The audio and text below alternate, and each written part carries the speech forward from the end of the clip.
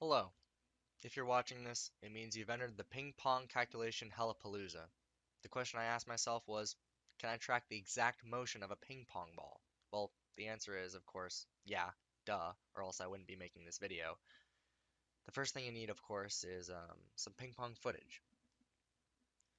Here's a freeze frame of one of our games which we recorded. Spencer hits the ball to me, and I will then hit the ball back.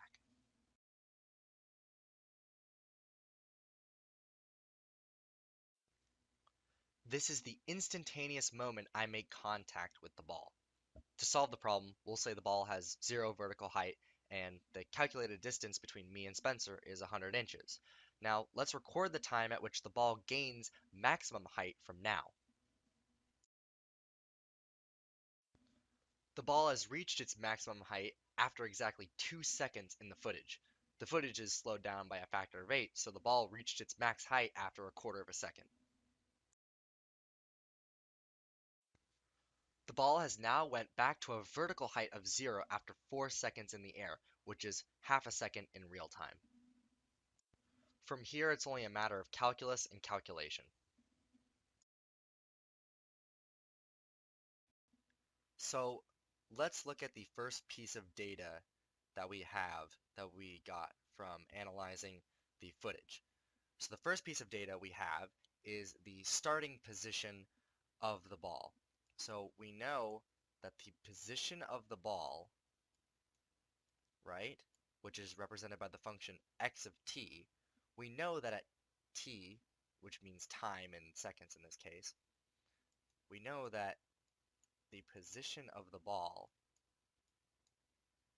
at time equals t when t equals 0 is x of 0.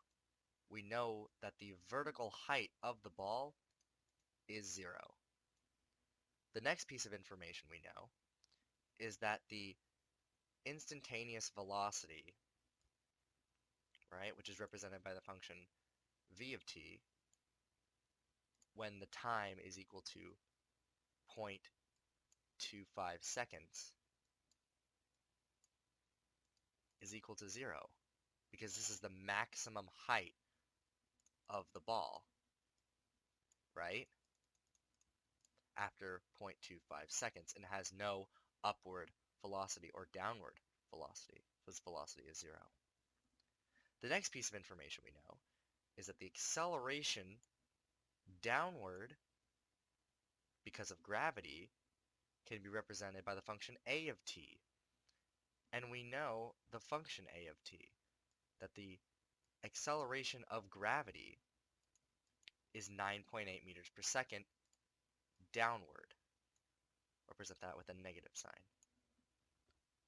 Next, what we want to do is to derive a formula for the position of the ball. First, we need the velocity of the ball. To do this, we can take the integral of acceleration, and we can actually get the function for the velocity of the ball, the vertical velocity of the ball over time. And so when we take the integral of a of t, we get that v of t equals negative 9.8 t plus c, which is our constant, right? Now, in terms of this function, we know that v of 0.25 equals 0. So we can plug this variable into our function that we derived. So we can say that 0 equals negative 9.8, and then t, which is 0.25 seconds, plus c. And now we know that c must equal 2.45.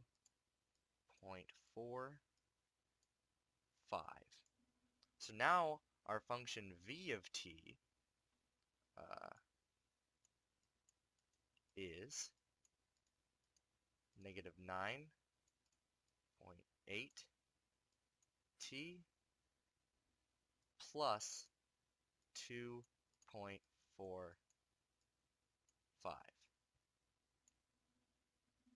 Great. Now, in order to get the position function of the ball, we need to take the integral of the velocity. So, the integral of the velocity function with respect to time is equal to the position of the ball. So now we write over here that x of t equals negative 9.8 t squared over 2 plus, oh, I'm running out of room here,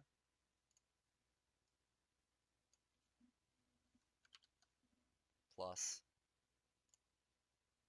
2.45 t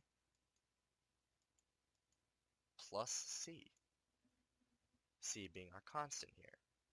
And we know that the position of the ball at time 0 is just 0.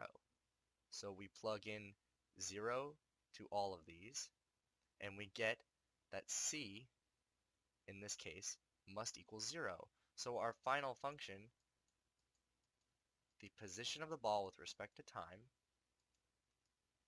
is negative 9.8 t squared over 2 plus 2.45 t. And this is our final answer that describes the motion of the ping pong ball with respect to time. It's a vertical position with respect to time.